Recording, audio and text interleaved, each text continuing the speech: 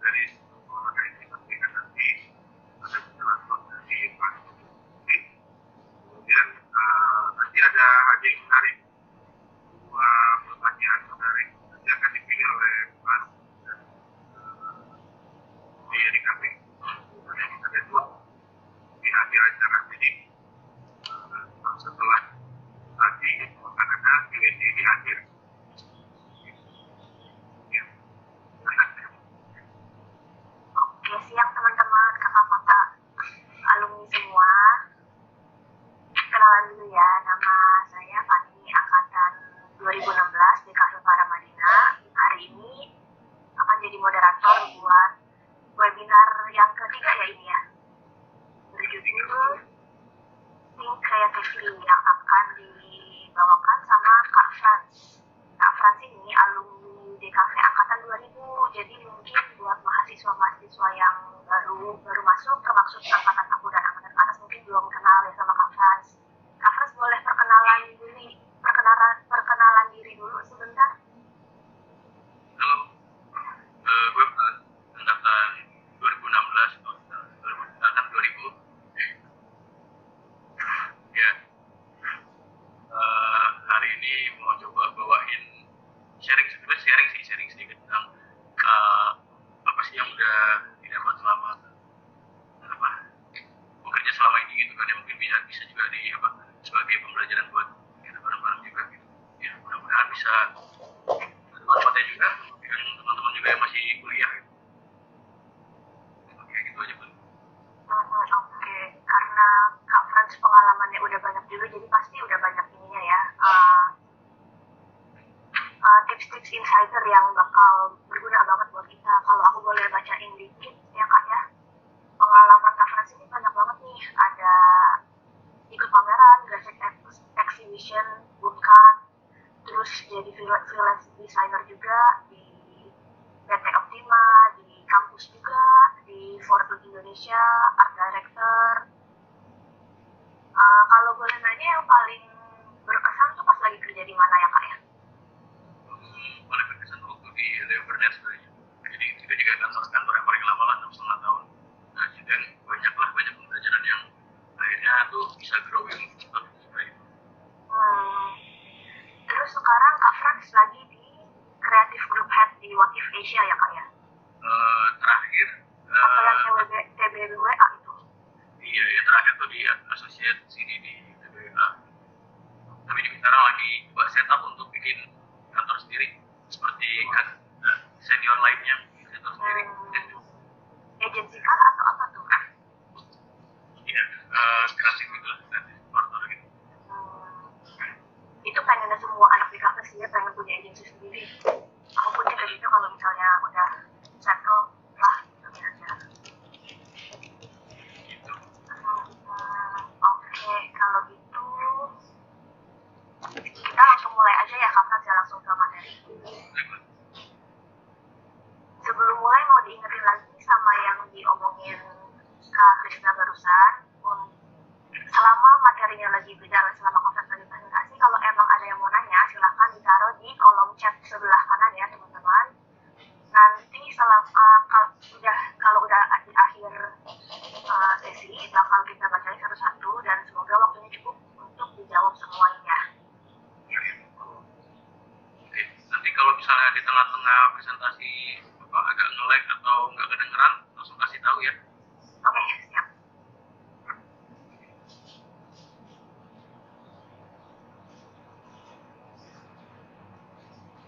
Oke, boleh Kak Frans di-share dulu screen-nya.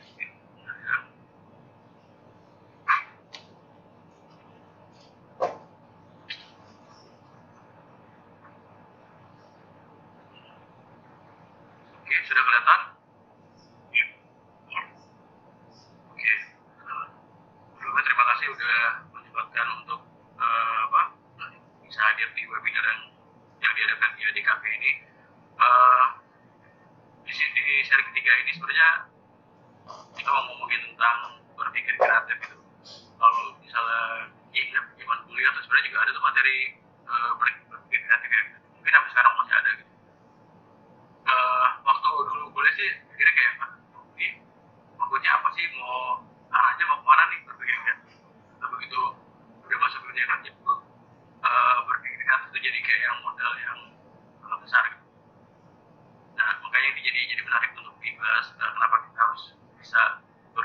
kreatif, terutama karena kita juga di industri kreatif juga nanti. Oke, oke. Ini sebenarnya gambaran kita sih gitu, kayak kehidupan manusia itu selalu berkembang lah, kayak seiring perkembangan zaman. Terus apa, sadar atau enggak gitu, kita apa kondisi itu membuat kita jadi berkembang juga gitu kan, kita beradaptasi, kita mempelajari hal-hal baru, jadi berkembang juga. Nah, seiring kayak perkembangan itu juga sebenarnya ada challenge-challenge baru yang gitu kan. Lagi dari zaman awalnya kita apa nggak terpapar dengan sosial media gitu kan. Tiba-tiba sekarang jadi gadget banget semuanya gitu kan. Pasti ada adjustment dan pembelajaran yang akhirnya bikin kita berkembang juga. Tapi di satu sisi juga perkembangan kita juga disertai dengan mungkin tantangan atau permasalahan baru yang mungkin bisa yang lebih sulit gitu, yang sama sekali belum pernah kita ketemuin lah gitu. Nah, menghadapi tantangan baru yang kita belum pernah hadapi sebelumnya pasti nggak gampang lah gitu. Kadang-kadang itu bikin kita takut juga gitu kan. Ya sebenarnya itu wajar sih takut karena kita juga masih manusia juga gitu kan. Tapi bukan berarti kayak tantangan itu nggak bisa kita hadapi gitu. Kita cuma perlu kayak mungkin special tools, special way gitu kan. Caranya gimana sih supaya menghadapinya gitu kan. Ya untuk hadapin tantangan yang spesifik, yang lebih besar, ya kita juga perlu senjata atau cara yang baru nih gitu kan, cara yang pas untuk deal dengan semua permasalahan itu gitu. Nah sebenarnya weaponnya itu adalah gimana kita berpikir kreatif gitu. Setiap orang pasti bisa lah sebenarnya setiap orang tuh bisa berpikir kreatif itu, cuma mungkin kadarnya berbeda-beda gitu. Kenapa dibilang kadar berbeda-beda? Karena itu tergantung seberapa sensitif kita melihat kondisi di sekitar kita gitu. Nah, kenapa juga berpikir kreatif? Karena berpikir kreatif itu juga bisa dibilang tuh solusi gitu. Solusi bisa memberikan solusi untuk permasalahan yang ada gitu. Sekaligus juga kayak berpikir kreatif itu kayak semacam survival mode kita gitu. Dengan kita bisa berpikir kreatif sebagai cara kita untuk survive di kondisi-kondisi yang kita hadapi. Nah gimana sih kita tuh untuk membuat creative solution gitu ya? Kenapa kita bilang creative solution? Karena ya kita sendiri kan juga akan bekerja di industri kreatif juga gitu kan. Kita orang kreatif juga, ya pasti kita akan mencoba menghasilkan solusi yang tidak hanya menjawab permasalahan yang ada, cuman kita bisa kemas secara kreatif. Oke. Yang pertama, gimana kita create solution itu pertama ya kita harus pahami dulu nih permasalahannya apa nih, kita harus gali dulu nih background permasalahannya apa gitu kan, kondisinya yang realnya seperti apa gitu. Setelah itu juga kita ada rumusannya nih, human behavior, brain purpose, plus action. Human behavior itu apa sih gitu?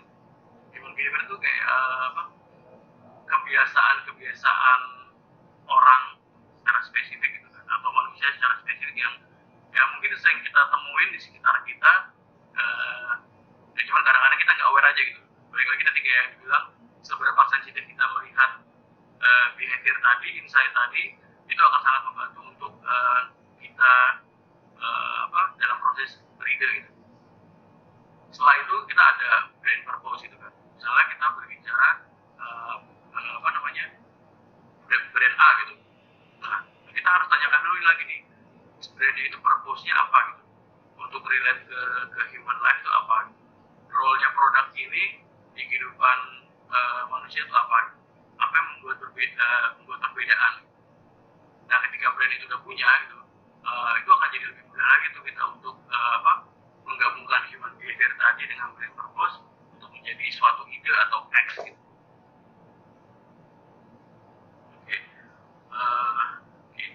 Kita start dari insight dulu gitu. Tadi kan sempat ngobrol human behavior, human insight. Insight itu apa sih gitu? Nah, insight itu sebenarnya lebih ke pemahaman lebih dalam tentang sesuatu atau seseorang atau kondisi atau situasi gitu. Misalnya contohnya, contoh kasar misalnya, eh, kenapa sih orang-orang kalau di lampu merah tuh nggak mau sabar gitu kan, maunya buru-buru aja duluan gitu, tembus-tembus aja tuh lampu merah gitu kan. Ini ada orang yang secara permukaan dan bahkan jawabnya ya karena mungkin nggak sabaran aja orang-orangnya gitu. Nah cuma kalau misalnya kita gali lebih dalam lagi, sebenarnya kebiasaan misalnya kayak kenapa orang nggak bisa sabar di lampu merah gitu, ada tuh kenapanya gitu, penyebabnya gitu kan.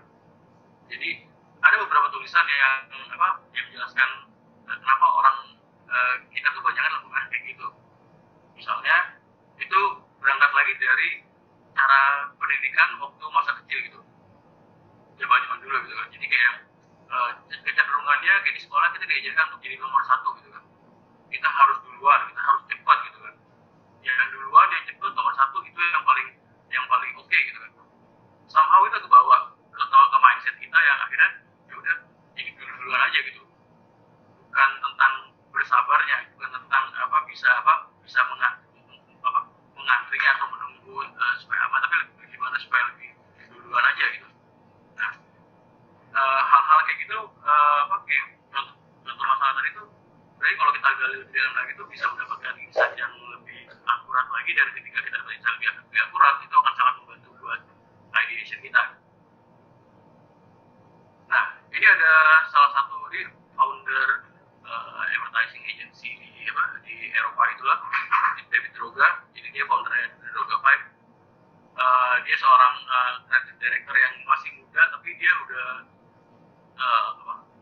banyak menang international award lah. Intinya dia tuh selalu suka untuk, kalau bahasa gitu, membumi gitu. Dia karena dengan membumi dia tuh bisa secara langsung melihat gitu kan, truthnya apa nih gitu kan, fakta sebenarnya di lapangan seperti apa, orang-orangnya behaviornya seperti apa, situasinya seperti apa. Itu yang dijadikan landasan untuk dia menarik ke idenya. Nah, tadi kan ada kata truth gitu yang di highlight sini gitu kan. Nah, truth ini jadi hal yang penting untuk mencari sebuah insight.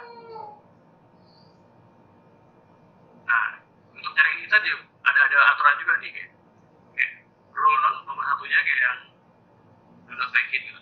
Jadi kayak insight itu nggak bisa diada-adain gitu, nggak bisa dibuat, harus berarti kayak insight itu harus telanjang gitu, harus pure, harus real gitu kan. Yang kedua adalah ya jangan dikritik juga gitu. Kalau emang ada insightnya jangan dibagus-bagusin juga,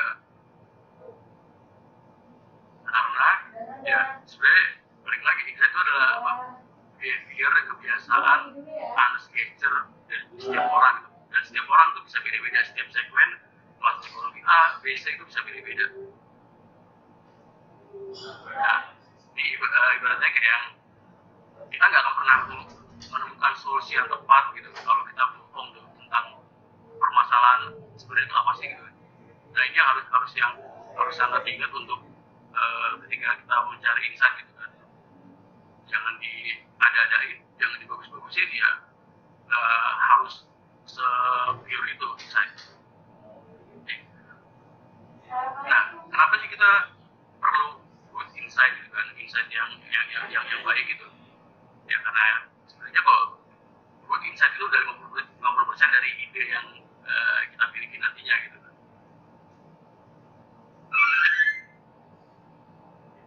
Terus ketika kita udah dapat insightnya, kita mulai nih proses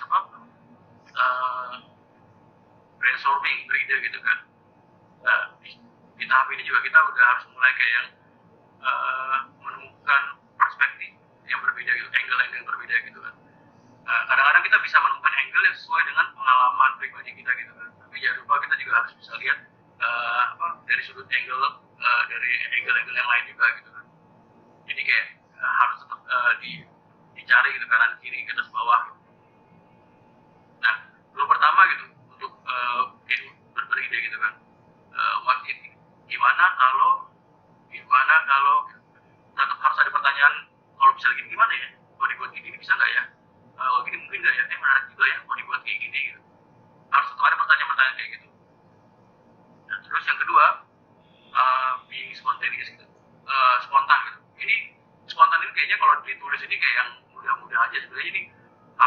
gitu kan. Yang kebanyakan orang kita gitu di Indonesia akan sulit untuk berlaku spontan gitu, karena balik lagi insight-nya di Indonesia gitu. Ketika kita banyak bertanya, kecenderungannya zaman-zaman dulu gitu kan, dianggapnya adalah bodoh gitu kan. Jadi ada ketakutan untuk orang bertanya karena lu nggak paham lu gitu, itu aja nggak paham gitu. Nah ini juga sebenarnya hal yang sangat umum lah di kita lah, di masyarakat kita gitu. Termasuk saya juga gitu. Waktu awal terjun ke dunia advertising itu sangat sulit untuk spontan gitu, untuk mengeluarkan apa yang ada di kepala atau dikeluarin aja gitu, itu sulit gitu. Karena ada ketakutan kayak yang ntar omongan gue salah lagi gitu, ntar ide gue jelek lagi, ntar gue diketawain lagi, nanti gue dibilang bodoh lagi, terlalu banyak kayak gitu-gitunya gitu. Akhirnya kayak udah karena nggak bisa spontan, malah jadi menjadi barrier buat diri sendiri gitu. Jadi nggak bisa jadi nggak bisa lepas aja sebenarnya, karena kalau dunia kreatif harus selepas itu gitu, apa yang dipikirin keluarin aja. Apalagi kalau dalam proses brainstorming itu ya udah keluarin aja sampah dari kepala gitu kan, kadang-kadang harus nyampah gitu. Nah terus yang ketiga, ketika kita udah dapet yang ide yang oke nih, ya terus digali lagi supaya ini bisa maksimal lagi nggak sih, masih ada lubang-lubangnya nggak sih, masih ada celah yang ini agak kurang tepat nih, harus tetap digali lagi. Nah nanti kayak Einstein sendiri pun punya, dia bikin penemuan-penemuan yang mungkin kalau kita bikin secara rasional kayak nggak mungkin, tapi mungkin aja gitu. Sama hal juga kayak di industri kreatif juga gitu, kadang-kadang ada partnya kita harus playful lah gitu, harus berdasarkan rasional tinggi juga gitu kan, karena ya harus sebebas itu kita berpikirnya, walaupun ada landasannya dan ada batasan kanan kiri juga gitu. Nah tadi kita sempat ngomongin tentang ini kan human behavior, brain purpose, X gitu. Nah sekarang saya mau coba memperlihatkan beberapa case study yang mungkin bisa menjadi gambaran gimana sih gitu kan, kenapa sih berpikir kreatif bisa menjadi solusi untuk permasalahan yang ada gitu, kenapa berpikir kreatif itu bisa menjadi jawaban untuk kondisi yang sedang terjadi misalnya gitu. Nah kita coba lihat beberapa case study yang saya bawa di sini.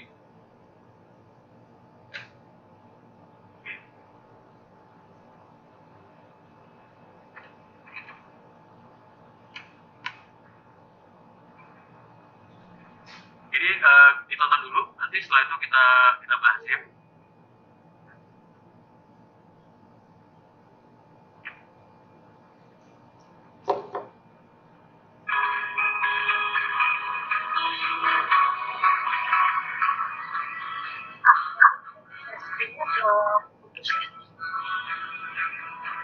Sorry, kenapa? Share screen ke exit kak. Oh gitu, bentar ya.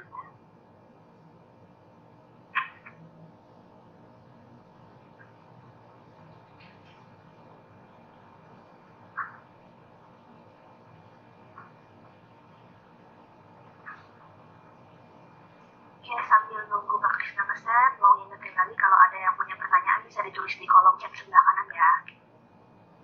Oke, sudah kelihatan? Udah.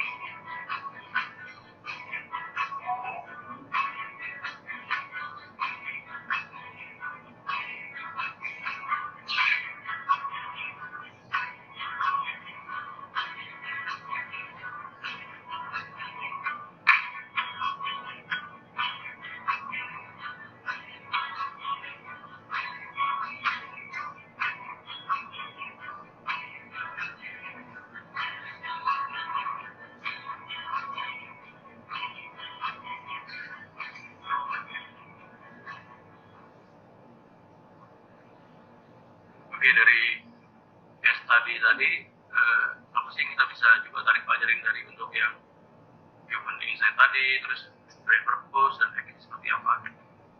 Nah, pertama ya kita lihat backgroundnya gitu kan. Di Indonesia tuh kayak setiap Ramadan semua kayak warteg tempat makan tuh pasti kayak nutup jendela gitu kan, supaya orang nggak menggoda orang yang lagi puasa yang lewat di depannya gitu kan. Nah, permasalahannya adalah di sini McDonald ini tetap butuh untuk mempromosikan Ramadan produknya gitu kan, offernya gitu. Terus juga tapi maksudnya di sini gimana caranya itu juga si brandnya ini juga jadi tidak jadi menggoda masyarakat yang sedang berpuasa gitu kan, karena kayak secara human behavior kayak yang pastinya lah kalau orang berpuasa dia pengen sebulan tuh full gitu kan. Nah sini si backnya ini brand purpose-nya adalah mereka make sure kalau they will not tempting orang yang puasa gitu. Nah caranya adalah ya udah dia bikin juga campaign itu namanya ada campaign gitu. Jadi semua tokonya selain ditutup juga, tapi juga simbol-simbol yang berhubungan dengan produknya ataupun sampai iklan di TV-nya dia nggak menunjukkan produknya langsung gitu loh. Jadi kayak dibungkus gitulah, jadi nggak kelihatan orang, jadi nggak ngiler lah dasarnya kayak gitu. Nah nextnya nih ada juga case study lagi, kita bisa lihat juga lagi. Bali, a beautiful tropical island in Indonesia. Hinduism is the main religion and practiced by 90% of the population in the island. Praying is a common practice. Devotees pray every morning, noon, and evening. Flowers, burning incense, and offerings are never out of sight. We see them everywhere in public places and homes of the people. However, this beautiful island has an unfortunate story to tell. The hot and humid weather creates potential breeding grounds for mosquitoes in many areas. 9,826 of dengue cases were reported in 2015 and killed 27 people. Sompo Insurance presents Prayer for Good. We turn daily prayers into life-saving act. A simple step was taken by just adding an extra ingredient during the making of incense. Citronella oil. The oil has been proven to repel mosquitoes effectively since decades ago. We soak the incense into citronella oil and let them dry before using. This special incense was then distributed to the people for good. During prayers, people burn the special incense. The smell of citronella oil spread through the places day and night, making homes and common places a dengue-free zones. Now, everyone can be lifesaver by just practicing their daily ritual, bringing good health and happiness to the people around them. This is what Hinduism is all about: love and selflessness.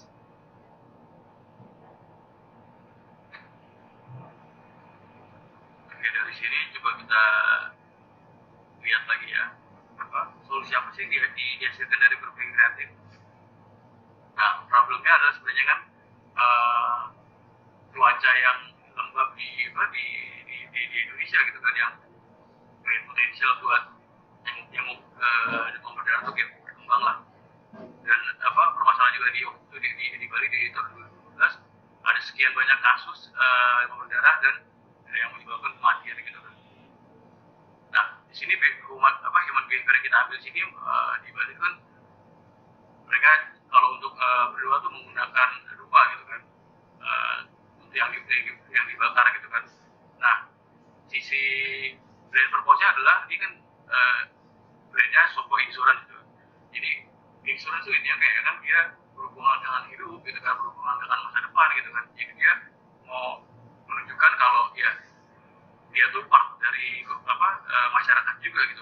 Dia benar-benar peduli dengan kondisi masyarakat dan sekarang gitu, dengan kondisi yang ada demam berdarah pandemi gitu kan.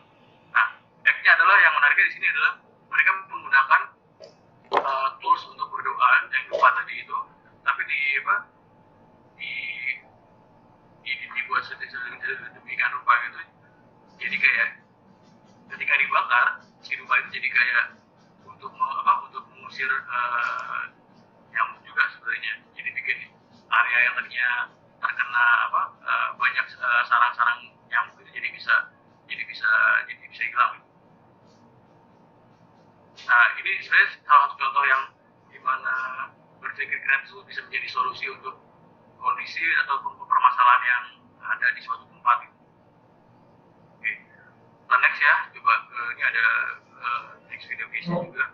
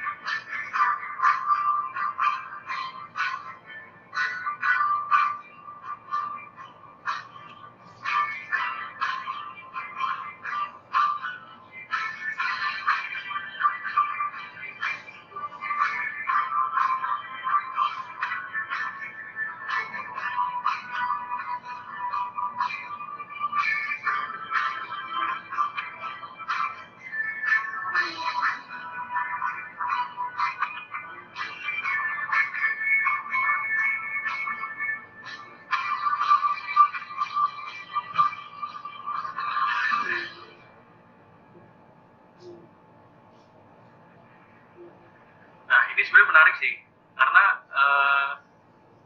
dia mengambil insight dari yang hari-harian banget lah. Misalnya, pasti adalah kita yang sering yang berkendara gitu, terus yang kita posisinya itu di belakang truk gitu kan, yang kayak truk udah jalannya lama, truknya terus kita nggak bisa lihat di depannya apa gitu, blind spot gitu. Nah, dari insight ini yang dikembangkan sama Samsung ini akhirnya ya udah dia memasang kayak LED TV gitu, terus di depan si truknya itu dikasih kayak kamera gitu, jadi kayak orang yang di belakang mobil yang di belakang truk itu bisa melihat kondisi di depannya seperti apa gitu. Jadi kalaupun orang itu mau nyalip ke depan dia tahu itu safe gitu. Jadi bisa jadi menarik karena kita mendapat insight yang real gitu. Ini yang kita temuin hari-hari gitu kan. Ketika insightnya itu real, permasalahan itu jadi lebih jelas, kita jadi lebih tahu solusinya tuh harus gimana ya kita ngakalinnya. Nah, ini tadi problemnya tuh. Ini sebenarnya nggak cuma di Argentina sih, mungkin di sini pun terjadi juga gitu kan. Kayak kebanyakan kecelakaan terjadi di jalanan karena ya udah kita mau overtake gitu kan, kita mau nyalip dari belakang truk gitu kan. Nah, behavior orang-orang kalau berada di belakang truk ya pasti mau buru-buru nyalip gitu, karena truk lama gitu jalannya gitu kan, lama terus udah kayak sabaran lah pasti gitu kan. Tapi juga kendalanya adalah dari di belakang truk ya blind spot juga gitu, kita nggak bisa melihat di depan truk itu ada apa gitu kan. Begitu kita nyalip tahu-tahu ada mobil kencang gitu kan, itu yang jadi bahaya gitu kan. Nah, human brain purpose-nya di sini Samsung melalui teknologi dia pengen membuat perbedaan untuk kehidupan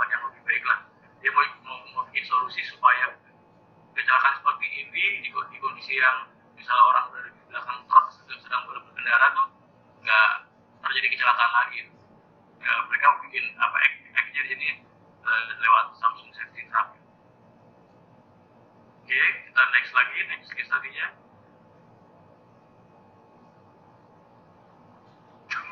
It's just about what thousands of school children in Myanmar is in education. When COVID finally began operations in Myanmar, they found not just a developing market, but a school system lacking in basic resources and educational aids. 介绍有面后面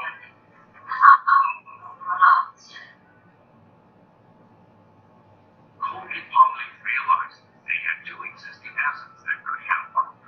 Thousands of units of packaging and a growing distribution network that reached deep into Myanmar. Working with local teachers, COVID finally developed not just educational posters to print on the inside of boxes, but entire lesson plans to go with them. Each different poster contains a unique learning network, letting teachers access a 10-minute lesson tailored to the Myanmar school syllabus from any phone. Today, education in a box is giving new life to moving packaging and new hope to thousands of Myanmar school children.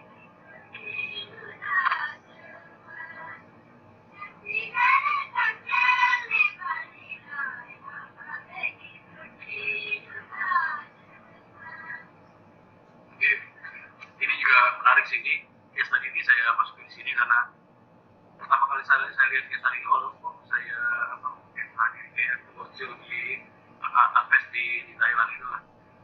Jadi di sini menarik menurut saya kayak dari hal yang orang kira itu nggak berguna, sampah gitu kan, seharusnya itu kan bisa diubah menjadi hal yang jauh lebih berguna. Gitu. Nah, sini problemnya adalah contohnya kayak school system di Myanmar tuh kayak ya miskin banget lah gitu kan. Jadi mereka untuk bisa dapat jangan buku pelajaran gitu kan, buku tulis aja mereka susah gitu kan, pensil, perpustakaan gitu kan. Nah terus behaviornya di sana tuh ya kebanyakan tuh kalau buku itu akan dibuang gitu kan, atau dijual lagi gitu kan setelah diambil isinya gitu. Nah si Colvin ini bisa jeli melihat kalau karena dia punya distribusi yang bisa masuk ke dalam Myanmar gitu, terus jumlahnya juga banyak, kenapa nggak dimanfaatkan gitu daripada cuma dibuang-buang. Akhirnya kardus-kardus ini di bagian dalamnya dibikin jadi kayak poster untuk edukasi gitu, yang kalau dibuka bisa tampil jadi materi pembelajaran di sekolah-sekolah tersebut gitu kan. Dan di dalamnya ada semacam toll free kontak gitu. Jadi misalnya gurunya pun belum paham, bisa menghubungi nomor yang tertera di poster itu, terus dia nanti ada penjelasannya tentang ini gitu. Jadi kayak merubah hal yang packaging orang anggap nggak ada maknanya gitu selain cuma tempat barang, jadi hal yang lebih berguna untuk edukasi. Oke, kita next. Nah ini juga menarik buat dilihat ya.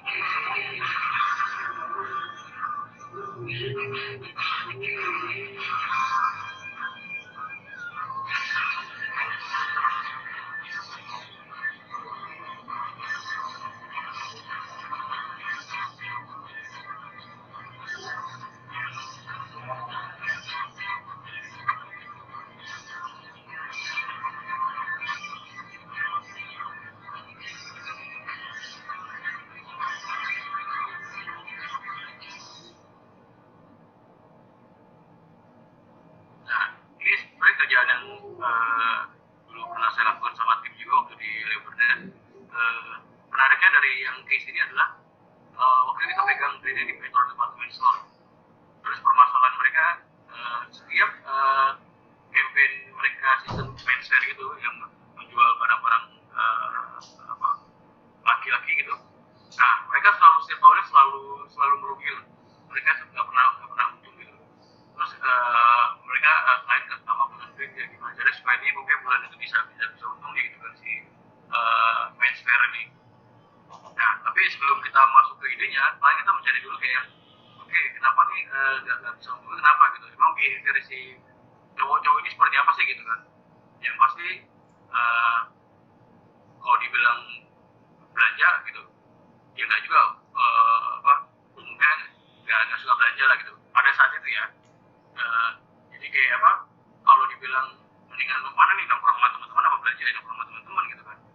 Oke, cenderungan banyak ada komunitas motor, ada komunitas diecast atau banyak lah komunitas yang dibuat gitu. Intinya kayak yang cowok kebanyakan nggak terlalu pusing lah dengan belanja. Yang penting ya yang paling penting buat mereka tuh adalah temannya gitu, teman-temannya gitu karena teman-teman tuh bisa jadi kayak penolong mereka gitu. Misalnya kayak anak Vespa nih, walaupun saling nggak kenal karena dia naik Vespa gitu. Once dia mogok di tengah jalan tiba-tiba ada entah siapa tapi naik Vespa juga nolongin gitu kan. What's friends are for gitu kan. Ada terusnya kayak gitu. Nah ini tadi kayak gue cerita juga gitu. Problemnya setiap tahunnya ya, mereka selalu merugi lah si Metro ini setiap fans promo, fans fair gitu kan. Ya behaviornya adalah cowok-cowok tuh nggak ini apa, nggak mau pusing-pusing ngabisin berjam-jam untuk apa? Untuk belanja gitu, mending kumpul sama teman-teman gitu kan. Terus ya human brand purpose ya. Si Metro ini berusaha untuk support this brotherhood gitu kan. Dan apa memperlihatkan ini untungnya lo, ini ada untungnya lo kalau punya apa pertemanan yang baik gitu kan. Act-nya adalah melalui si apa, Metro Pay with Call. Nah si Metro Pay with Call ini sebenarnya kita membuat sebuah Facebook apps gitu. Jadi Facebook apps itu kalau nanti kita apa install kita aktifkan gitu, itu akan ada algoritma yang apa menghitung siapa saja yang kawan-kawan terdekat kalian gitu. Misalnya Krishna gitu kan. Wah, Krishna nih harganya 500.000 nih gitu kalau di harga ini. Karena dia sering nge-like foto gue gitu. Sering ngasih komen di post gue gitu kan. Ada lagi nih AA nih. AA nih nilainya 0 nih, nggak ada harganya nih gitu kan. Karena dia nggak pernah say hi anyway gitu kan. Jadi semua kita bisa seleksi siapa temennya yang ada di list kita dan masing-masing itu punya harganya masing-masing gitu. Nah harganya tadi itu kita bisa redeem di voucher gitu yang kita bisa belanjakan di Metro gitu. Jadi waktu pas yang awal minggu itu sekitar 5.000-an gitu, 5.000-an voucher gitu yang di generate ke toko lah. Nah pada saat itu salesnya Metro jadi naik tuh karena ya udah ada hype kayak gitu yang bisa nge-boost promonya. Oke, next. Nah, oke, sebelum ini. Nah, kadang-kadang juga berpikiran itu nggak harus tentang hal-hal yang serius-serius banget juga gitu. Nggak tentang tadi apa gimana ngakalin pas lagi Ramadan, gimana menjawab solusi tentang apa demam berdarah. Jadi bukan tentang hal-hal yang cuma hal yang bersifat formal gitu. Bisa banyak hal, tentunya salah satu yang case tadi ini.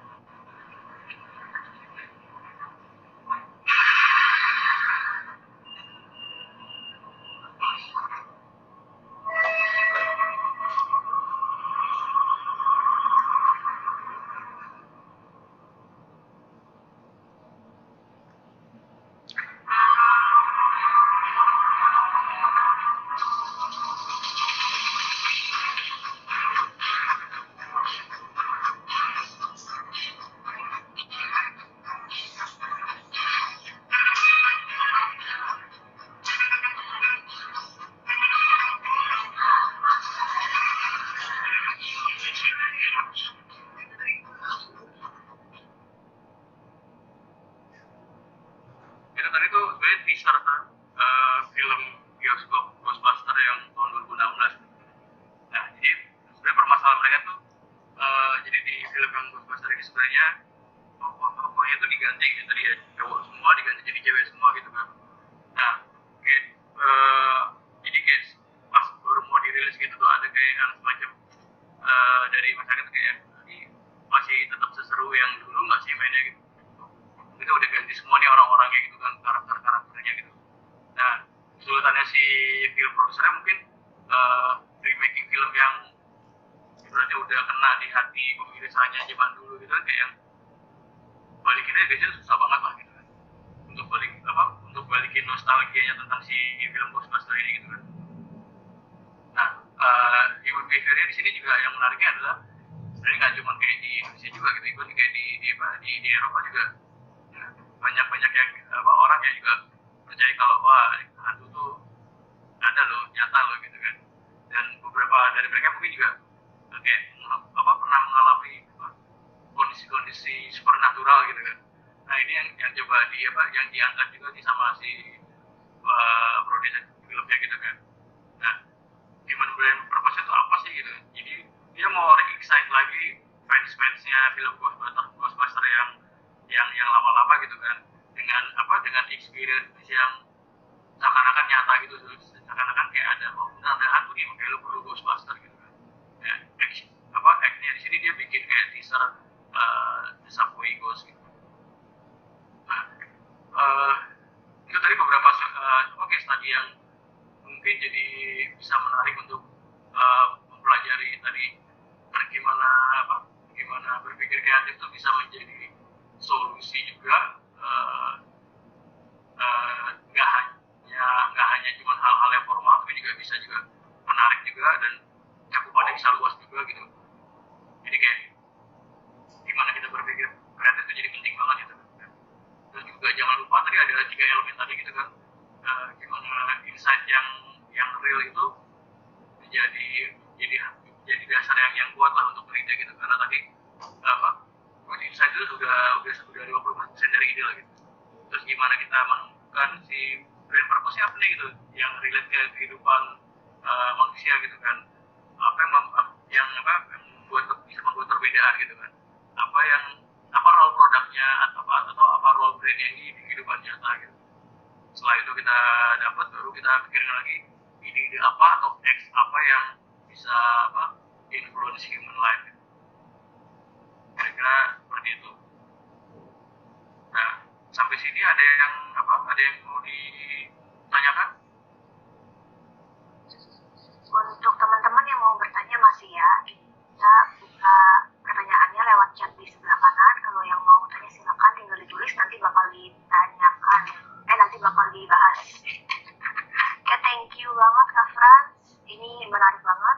Sebelum lanjut lagi, saya mau welcome beberapa dosen yang udah join ke webinar ini. Halo Pak Agus, Mas Fikri, Mas Rio, makasih udah jemputin waktunya untuk datang ke webinarnya.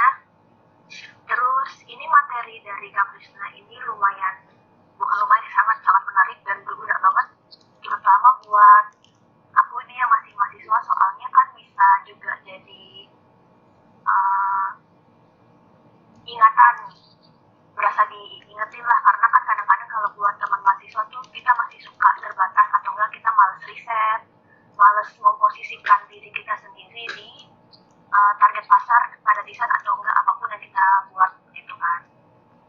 Kayak poin-poin yang tadi itu juga banyak banget yang berguna dan bisa dipakai untuk aku ataupun juga buat teman-teman atau kakak-kakak yang lain.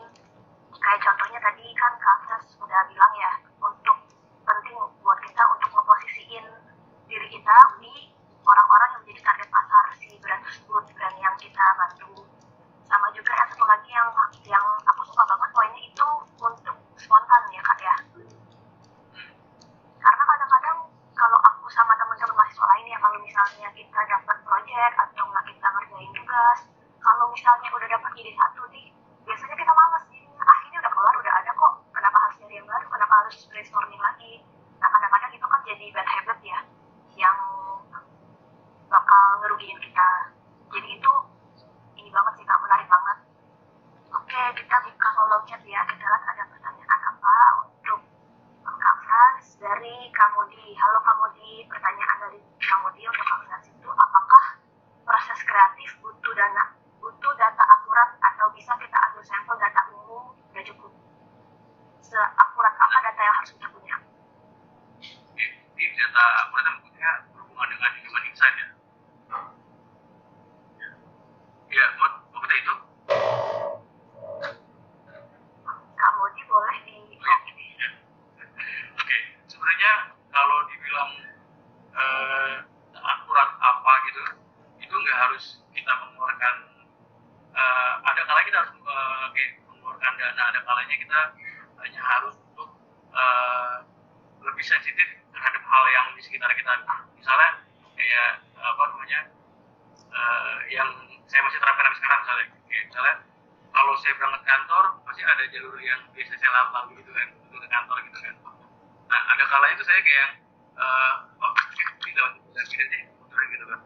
Karena begitu saya lewat jalur yang beda, pasti ada insight baru yang saya temukan gitu. Ada perilaku yang berbeda nih, even di cuma cakupan area yang satu kota gitu kan.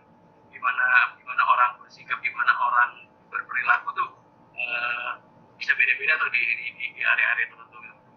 Nah ada kalanya juga yang memang kita research-nya tuh harus mengeluarkan dana gitu, misalnya kayak harus ada dirty feed gitu kan, kita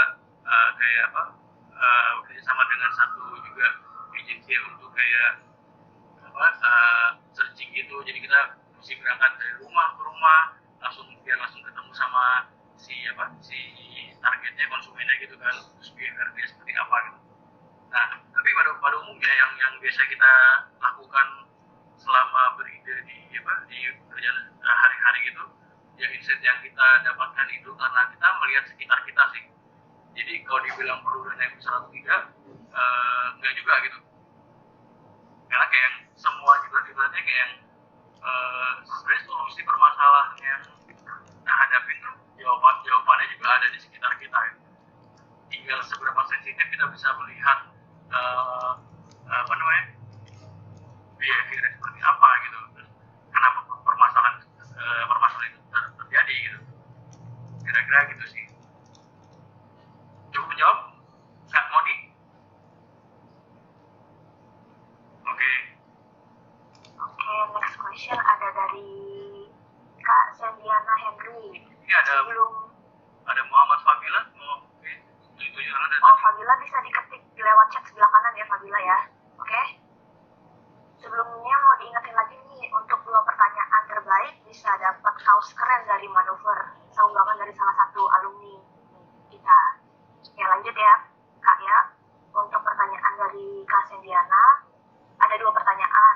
Yang pertama, tadi salah satu hal yang perlu dilakukan saat berpikir kreatif itu untuk mengeluarkan ide kita secara spontan. Bagaimana cara agar ide spontan kita dapat tersampaikan tanpa menyinggung orang lain? Oh, ini bagus nih. Soalnya kadang-kadang permintaan pemikiran spontan seseorang bisa melanggar norma atau cara. Kalau misalnya di biasa kita bekerja tuh misalnya ada sesi namanya brainstorming gitu kan.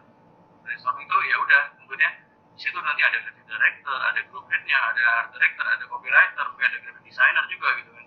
Nah di forum itu udah lepas tuh semua atribut level itu kita lepas, kita anggap semua sama semua gitu. Kenapa itu harus kita lepas? Karena supaya bisa sebenarnya lepas itu bisa bantah-bantahan, bukan berarti bantah-bantahan jadi berantem ya gitu.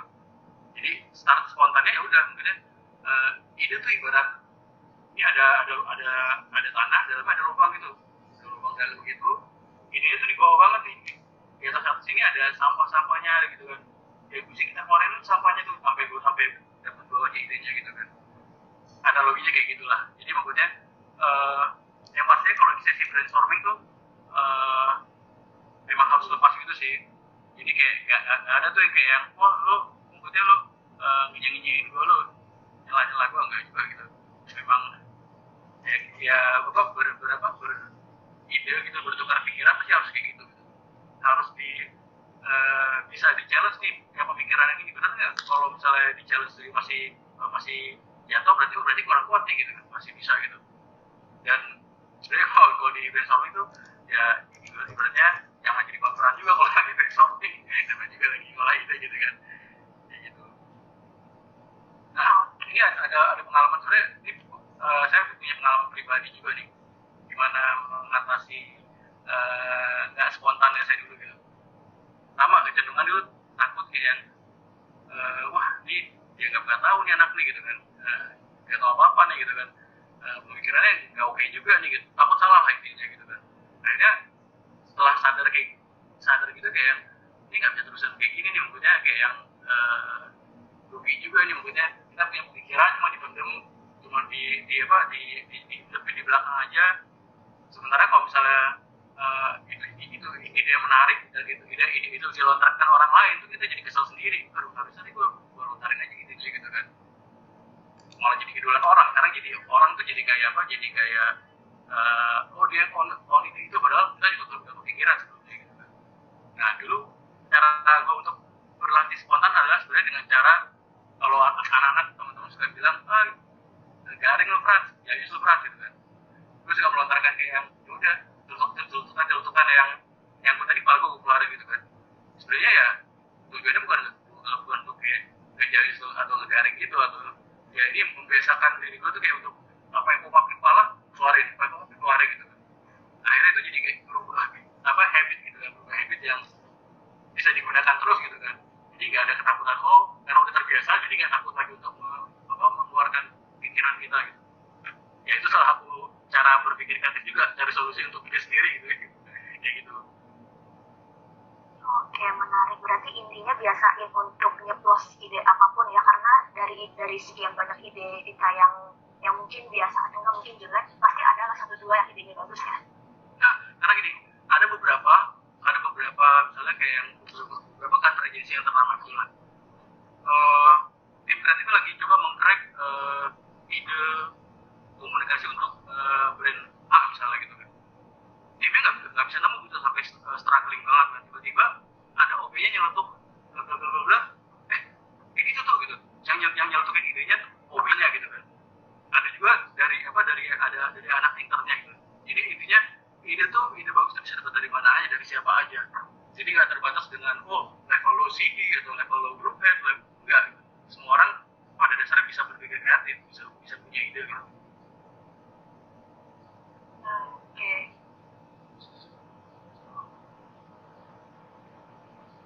Ini Kak JJ nambahin ya, mungkin boleh bantu merangkum Kak Fran. Singkatnya, kalau saat kita melakukan riset consumer behavior, melakukan empati dan critical thinking dalam mendefine permasalahannya.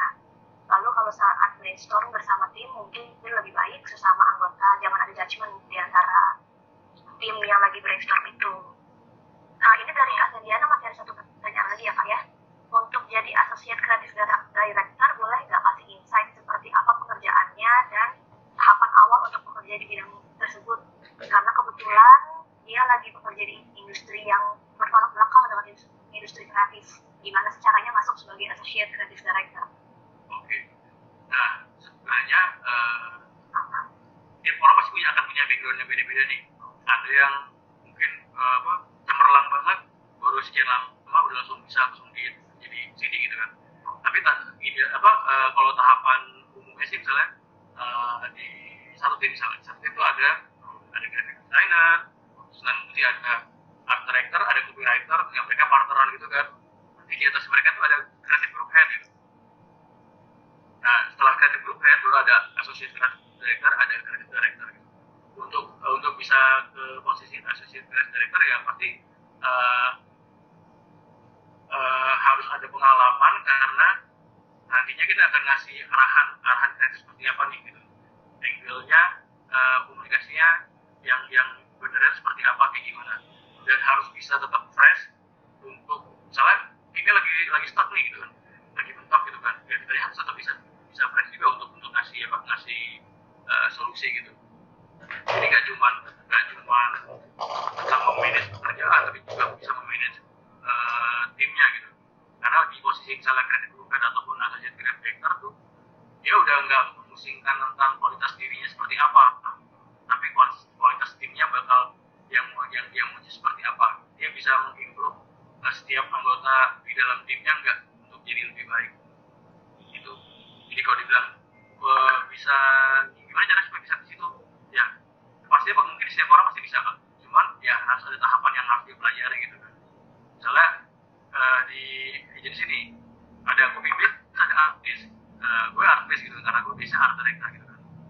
bisa ke level creative group head dan associate creative director, gue harus bisa mengerti copy juga, gue harus bisa nulis storyline juga, bisa nulis script juga gitu.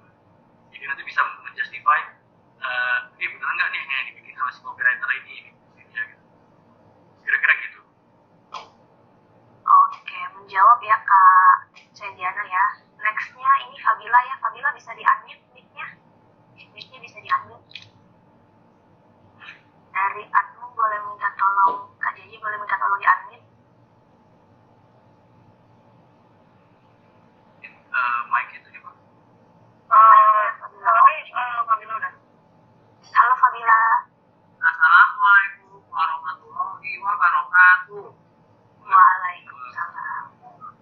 Saya mau nanya, kenapa iklan Traveloka di era-era sekarang bisa jadi tren kehidupan ini? Hidup ini Traveloka, McDonald, kenapa tren-tren begini? Oke, jadi gini, kenapa sebuah iklan tuh bisa atau komunikasi bisa diterima dengan oleh masyarakat itu sampai menjadi tren? Karena balik lagi, insight yang dipakai itu insight yang real, benar-benar insight yang hari-hari manusia itu gitu kan. Semakin insight yang kita dalam kehidupan nyata gitu kan, akan lebih mudah diterima sama viewersnya, audiensnya gitu. Jadi balik lagi tadi gimana pentingnya tadi kita mencari insight yang real. Banyak banget gitu. Nah misalnya kayak McDonald's itu, kalau dilihat tuh iklan McDonald's banyak kan tentang human gitu kan. Nah yang harus kita pahami di sini sebenarnya di dunia kreatif ya, kalau semua brand, semua produk yang ada gitu yang dibuat itu ujung-ujungnya akan bermuara ke konsumennya, ke manusia gitu kan. Jadi maksudnya penting kita untuk bisa berkomunikasi ke manusianya gitu. Jadi nggak selalu tentang brandnya gitu. Tapi apa role produk atau brand itu yang bisa diambil di orang-orang ini gitu, kayak gitu. Oke, gimana Fabila? Jelas? Jelas. Fabila emang sukanya iklan apa sih? Iklan hubungan otomotif, Iklan mobil. iklan BNN. Iklan BNN. Oke, terima kasih ya Fabila pertanyaannya ya. Mic-nya boleh di-mute lagi ya Fabila. Oke, terima kasih. Oke, next question dari chat. Halo Kak Fran, saya tutup angkatan 2021. Yang tutup kok di sini. Mau tanya, ada cara cepat nggak sih Kak untuk mendapat insight yang tepat di saat pandemi? Karena secara ruang gerak agak terbatas. Nah, sebenarnya kan kalau insight itu walaupun pandemi gitu kan, tapi mungkin di sekitar kita juga walaupun ada perubahan tuh, tapi pasti ada tetap ada insight yang kita bisa lihat gitu. Misalnya kayak perubahan ini deh, tren pakai masker gitu kan. Ya, contoh misalnya kayak yang mungkin untuk produsen make up gitu kan, untuk lipstick gitu kan, jadi nggak cuan nih gitu kan, karena ya ngapain juga gue pakai lipstick kalau gue pakai masker gitu kan.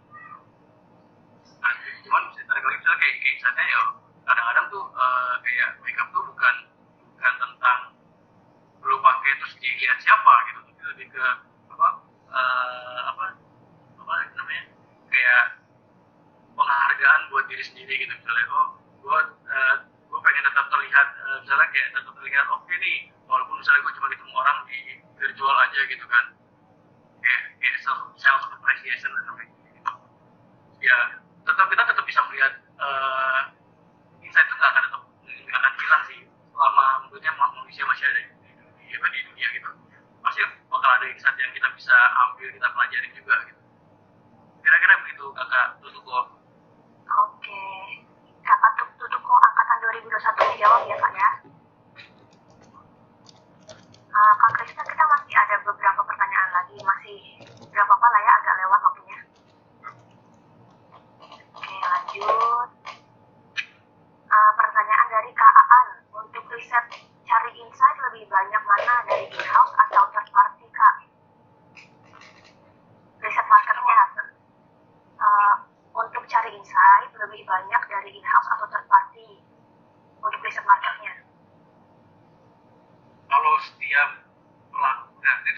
harusnya bisa mencari insight sendiri juga gitu.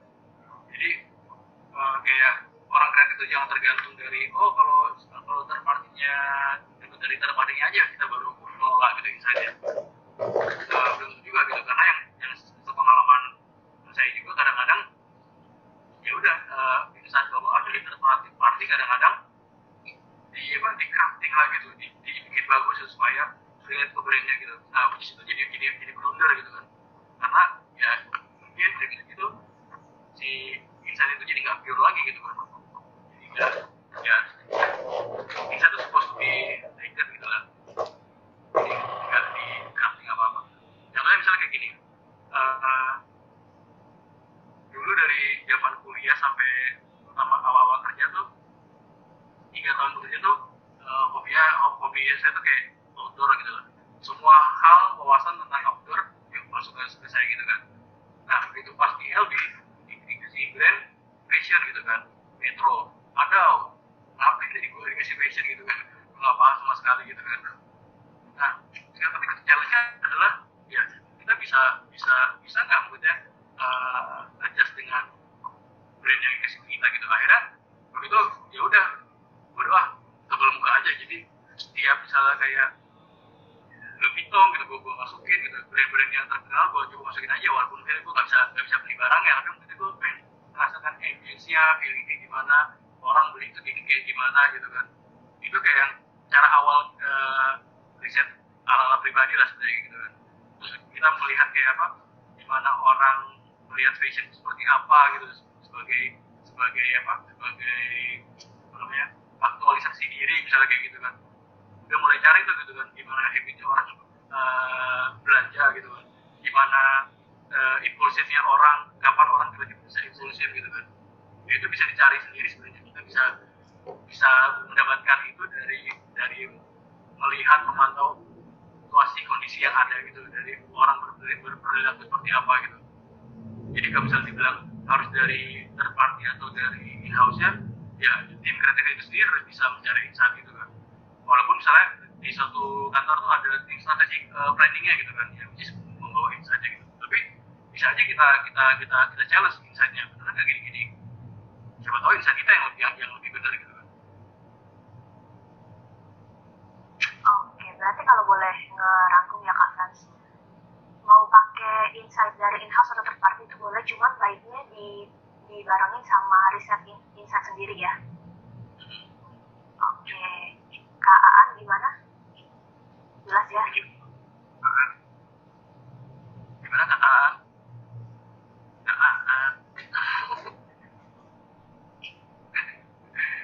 Oke.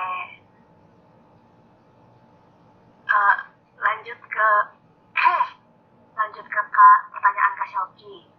Pada saat ini tren sangat berpengaruh dalam gaya hidup masyarakat, banyak ide kreatif baru. Apakah memanfaatkan tren atau mengikuti ide yang sudah ada merupakan hal yang baik dilakukan dalam design thinking? Dan bagaimana caranya memanfaatkan tren yang akan datang?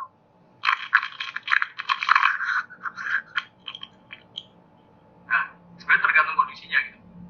Riding moment itu bisa juga membantu buat brandnya gitu kan. Mengikuti tren yang ada bisa juga membantu komunikasi brandnya ke depannya gitu kan. Tapi nggak harus juga selalu mengikuti yang pattern yang ada gitu. Misalnya, contohnya misalnya waktu itu pernah kita mengerjakan satu brand sambal 2 pelipis gitu kan. Nah, si sambal 2 pelipis ini tuh awareness tuh udah drop banget lah gitu. Karena mereka nggak pernah berikan lagi. Terakhir kali mereka berkomunikasi 3 tahun yang lalu apa salah gitu. Nah mereka pengen mulai berkomunikasi lagi supaya awareness naik gitu kan. Nah sebelum kita masuk ke idenya, kita belajarin dulu nih komunikasi yang sebelumnya yang mereka lakukan nih nggak works tuh kenapa. Nah pas kita lihat ternyata mereka tuh nggak komunikasi mereka tuh nggak menjelaskan apa-apa tentang produknya gitu. Position produk itu apa sih, proposisinya itu di mana sih, nggak ada di situ kan. Nah jadi cuman mengikuti tren yang ada aja, misalnya kayak kalau saus sambal itu harus yang bikin bibir jontor gitu kan, bibir doer gitu kan, harus yang levelnya paling tinggi baru saus sambal yang paling oke gitu. Most of the brand saus tuh melakukan hal yang sama gitu kan. Nah, misalnya semua udah ngomongin hal yang sama, yang membedakan apa satu brand yang satu dengan brand yang lainnya gitu kan. Ya akhirnya waktu itu kita balikin stigmanya gitu kan. Oke, yang lain ngomong tentang brand gue level pedesnya 10, brand gue bisa bikin mulut itu bakar gitu. Kita nggak ngomong itu lagi gitu. Karena secara brand itu udah oke. Sama dua package termasuk beberapa hal yang selalu produk yang selalu dibawa orang-orang kalau dia ke luar negeri gitu, selalu ada pilihan sama dua package. Untuk pedesnya udah nggak diragukan lagi. Terus ngapain sih mesti ngomong pedesnya lagi gitu kan? Ibaratnya kayak overkill aja udah lu brand sambal gitu kan, orang tahu pasti bakal pedes, terus ngomongin pedesnya lagi gitu kayak ini nggak ada komunikasi yang baru gitu kan. Jadi instead kita ngomongin pedesnya dari Jontor atau levelnya tertinggi, kita ngomongin ini pedes yang benar gitu. Kenapa pedes yang benar? Karena nggak hidup tuh bukan kayak fear factor ya, yang setiap lu makan lu harus sampai kayak jelek gitu karena pedesan gitu kan. Jadi pedes yang benar karena komposisi misalnya yang pedes yang benar itu justru harusnya bisa ngangkat rasa makanan lu supaya detailnya lebih keluar, bukan cuma rasa sambalnya doang. Baik misalnya kalau lu beli makanan udah mahal nih gitu, taruh semua gitu kan pedes, rasanya cuma pedes doang, terus pokoknya lu beli makanan mahal apa gitu kan, kayak gitu. Kita angle-nya ke arah sana gitu. Dan ketika kita mulai komunikasi kayak gitu pedes yang benar, justru jadi pembeda tuh gitu kan. Jadi ada yang brand lain juga berpikir lagi, ya udah cara yang lain mesti beda nih. Ibaratnya kayak dulu kalau ada iklan telekomunikasi lah gitu, kayak Excel, kayak Telkomsel gitu, ya sama semua ngomongnya ujung-ujungnya cuma perang harga doang gitu. Nah gimana caranya kita bisa melihat angle yang beda nih gitu kan. Riding trend oke gitu kan, tapi tergantung kondisinya. Jadi nggak bisa dibilang mana yang lebih baik, yang riding trend atau enggak gitu. Kita lihat kondisinya juga, balik lagi pahami dulu permasalahannya seperti apa. Kira-kira begitu. Pahami permasalahannya apa, terus kita lihat ya brand tersebut butuh untuk riding trend atau enggak gitu ya Kak ya. Cuma kalau boleh nambah dikit sebelum lanjut ke pertanyaan berikutnya, yang tadi kan contohnya itu kan premis dia nggak perlu ngikutin tren kan ya. Ada nggak sih Kak brand yang pernah Kakak pegang untuk bikin iklannya yang ngikutin tren dan berhasil? Yang ngikutin tren itu sebenarnya si Metro Pay with Paul ini gitu kan. Jadi waktu awalnya tuh orang lagi giat-giatnya main Facebook gitu kan. Ini jadi semua media yang disasar semua brand lah Facebook. Cuman walaupun kita ada riding trend menggunakan si media channel si Facebook ini, tapi kan balik lagi ke action atau ide seperti apa nih yang bisa bikin beda gitu kan. Jadi nggak cuma sekedar riding trend, tapi ya udah sama-sama juga gitu kan. Ya bedanya apa sama brand-brand yang lain jadi gitu.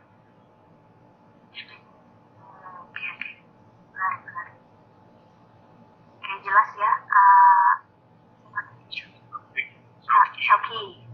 Oke, next Kak Rizky izin bertanya bagaimana agar mengubah sudut pandang kritis di lingkungan sekitar kita sehingga dapat berkreasi dengan ide-ide yang lebih segar. Di lingkungan berpikir kritis seringkali ide kreatif dianggap tidak rasional. Oke, gimana caranya bikin ide supaya original dan segar dan bisa diterima oleh orang? Nah, sebenarnya kalau gimana membuat sekitar kita bisa jadi kreatif juga, yang pertama pasti jadi mulai dari kita dulu pertama itulah. Nah, cuma balik lagi kayak gini misalnya ide-idenya dianggap nggak rasional gitu kan. Kita mesti tanya balik juga nih, karena kenapa gitu. Insight kita udah bener belum nih gitu kan. Insight kita tuh udah sesuai dengan yang targeting kita mau capai juga apa belum gitu kan. Sama jangan lupa juga setiap permasalahan brand atau permasalahan situasi yang ada tuh pasti ada segmennya gitu. Udah bertanya ke segmen yang sesuai apa belum gitu kan. Karena misalnya produk untuk kelas C misalnya gitu kan, tapi ngomongnya sama yang kelas A ya nggak nyambung gitu karena behaviornya udah berbeda gitu. Balikin dulu bisa juga mau dianggap nggak rasional karena kenapanya, apa karena insightnya memang belum pas atau misalnya memang ya simply kayak ya lawan ngomong kita bukan targetnya gitu kan.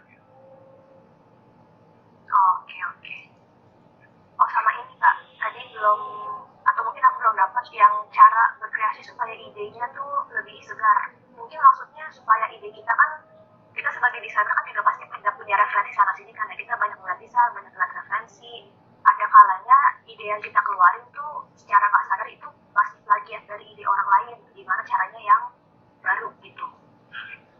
Nah, sebenarnya plagiat itu nggak 100% jelek. Plagiat itu bisa kayak asal jangan yang dari satu sampai seterusnya di blok sama ya gitu. Maksudnya lihat intisarinya. Jadi kayak si yang ide yang mau kita tiru ini tuh, oh kayak gimana sih gitu. Karena dari referensi tadi juga ketika kita melihat referensi kita melakukan plagiat gitu kan. Cuman di situ juga ada pembelajaran untuk membuka wawasan kita juga nih gitu kan. Nah, untuk menciptakan hal-hal yang baru, kemudian balik lagi spesifik apa human insight-nya dan si brand purpose tadi itu jadi apa? Jadi hal yang menarik gitu. Misalnya contohnya gini, ini pengalaman pribadi yang gue akhirnya jadikan apa ide inisiatif untuk waktu itu untuk submit ke award show gitulah. Jadi gue selalu terganggu kalau orang jalan sambil main handphone gitu kan. Apalagi kalau itu sih kalau mau jalan tiba-tiba dia berhenti karena dia lagi ngetik gitu kan. Kesel gitu kan. Jalannya juga sama gitu kan. Nah, terus akhirnya gue coba riset gitu kan. Ternyata ini kayak behavior kayak gini yang baru ini berbahaya nih gitu kan. Dan misalnya salah satunya di UI gitu. Di UI itu kan dekat stasiun gitu kan. Nah, situ banyak kecelakaan yang karena lo meleng pas lagi nyebrang rel gitu kan. Banyak kecelakaan situ gitu. Nah, berangkat dari situ ya kok gimana caranya supaya dari behavior orang yang suka main handphone sambil jalan itu bisa berubah nih, bisa lebih safe gitu kan. Nah, itu jadi kita bikin satu apps gitu, masih beta sih waktu itu, masih buat trial gitu. Kita bikin satu apps yang hanya bisa di situ apps itu kita kayak blast free wifi gitu buat orang-orang gitu. Nah, tapi si free wifi ini di area itu kita belum lah area wifi-nya. Jadi cuma ada satu wifi yang bisa diakses lah. Nah, si wifi ini tuh bisa diakses kalau dia berhenti, kalau dia diem atau dia duduk. Ketika dia jalan akan ngeblok mati gitu. Nanti ada notifnya, lu nggak save bro internet sambil punya handphone sambil jalan gitu kan. Mesti berhenti dulu. Begitu dia berhenti, baru connect lagi gitu kan. Nah, itu kan bisa jadi solusi, tapi kita tahu dulu permasalahannya gitu, kebutuhannya mereka apa gitu. Misalnya kayak punya kan di sini banyak tuh ya fakir wifi gitu kan, terutama anak-anak mahasiswa gitu kan. Ya udah, mereka cenderung ngambil wifi gratis, ya udah kita kasih wifi gratis, tapi ada aturan mainnya gitu kan. Nah, makanya berangkat dulu lagi dari problemnya kayak gimana, human insight-nya gimana, baru kita bikin hack-nya seperti apa.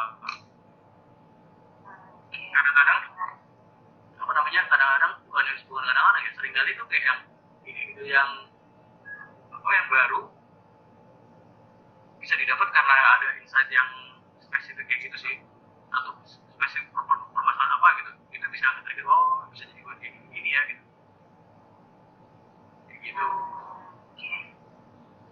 Semuanya balik lagi ke ini ya, kenalin permasalahan, kenalin segmen sama insight-nya ya, selalu gitu ya kak ya.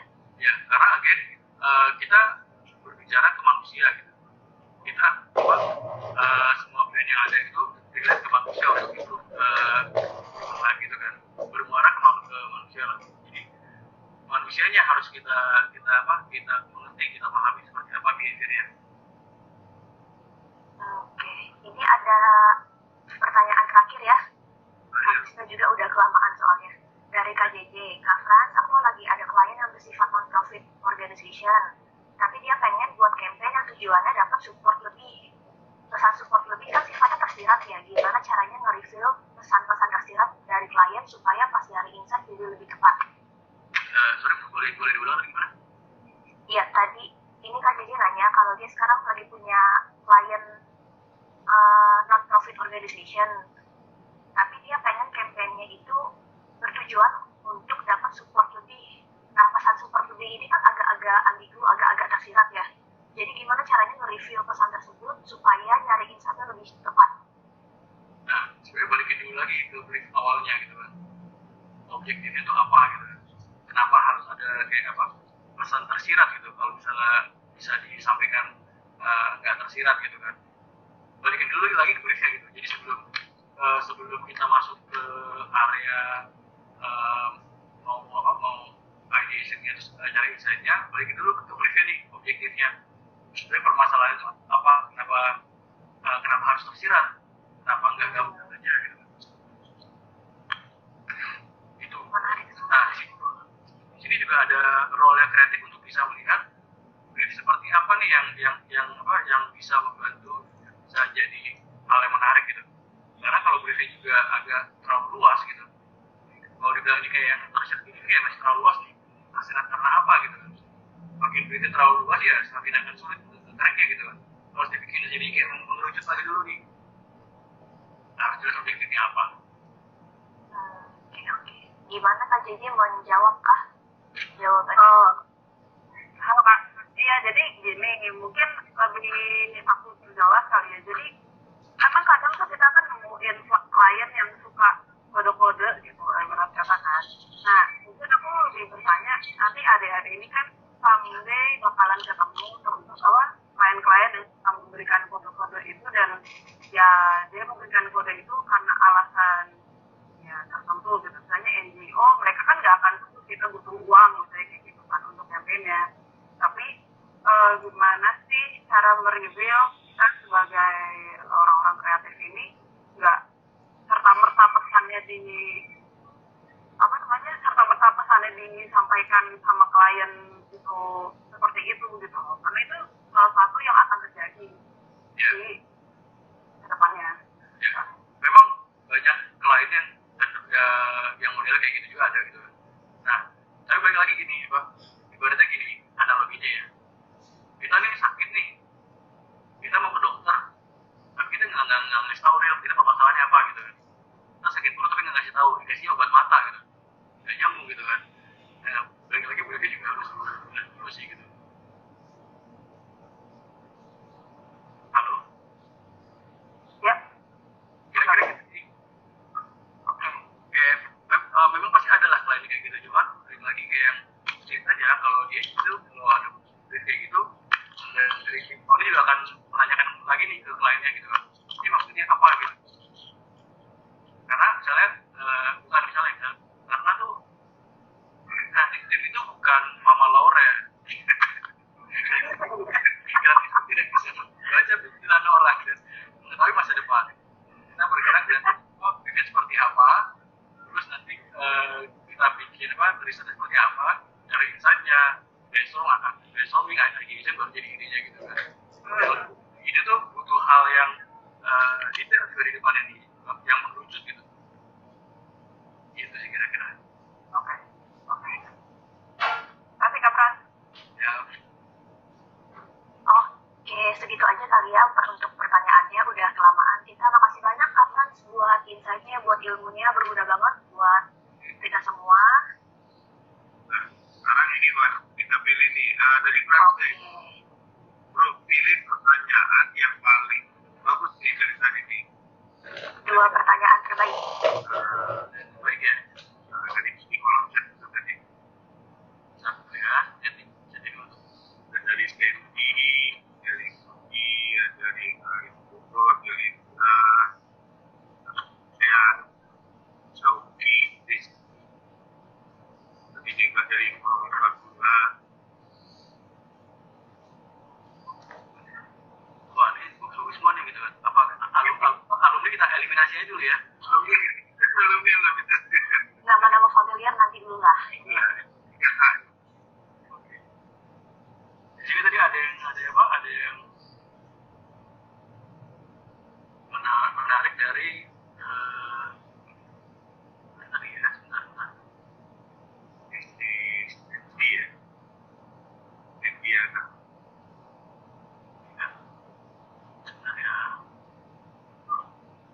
Nah, ya. Pertama dari yang si Sandiana Henry ya. Iya. Sandiana Henry. Terus tadi ada dari Syauki Muhammad. Oke. Dua pemenang. Ya. Kan, tahu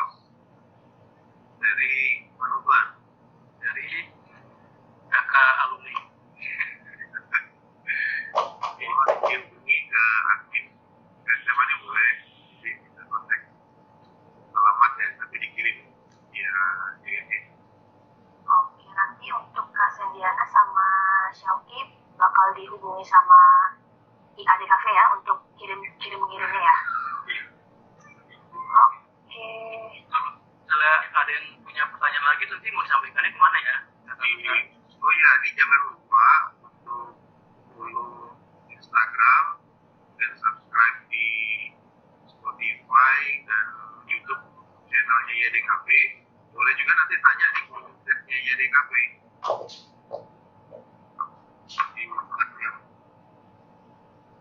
Nanti yang webinar kali ini akan kita record, ini di record, nanti akan ada di YouTube channel. YouTube channelnya apa tuh kakak? Boleh kasih tahu nggak buat yang belum tahu? Yang belum tahu di YDKP Paramadina. Oke. Jadi buat yang masih ada pertanyaan atau mau kontak DM kecil ke Kak Frans bisa lewat Instagram ya. Bisa di stok dikit di Instagram. Kan di posternya di tag tuh nama-nama kita tuh. Jadi bisa lewat situ. Udah paling ditutup aja dulu ya Kak Krisna ya. Iya. Ya, terima kasih buat teman-teman semuanya. Sampai jumpa lagi, menarik banget nih. Terima kasih kepada narasumber, Pak, kepada moderator juga, Kak Ini, dan teman-teman terus di YDKP, semua peserta, dosen-dosen. Semoga kegiatan webinar ini bisa terlaksana secara konsisten dan bermanfaat buat semua. Dan ke depannya kita akan buat, insya Allah sih, akan lebih umum ya. Kita akan mengangkat isu yang lebih umum, yang nanti akan terbuka juga buat umum. Di saat ini, sebenarnya udah ada beberapa juga undangan di webinar kali ini. Ada beberapa ya, Jek ya. Ya Kak, sorry. Ada beberapa juga yang undangan, lupa kasih tahu dari di awal. Di praktisi juga nih, Pran. Ya. Selamat datang, terima kasih sudah mengikuti Mbak Rati. Pak Rati, terima kasih. Kemudian bisa berkolaborasi ke depannya nih dengan teman-teman di YDKP Paramadina.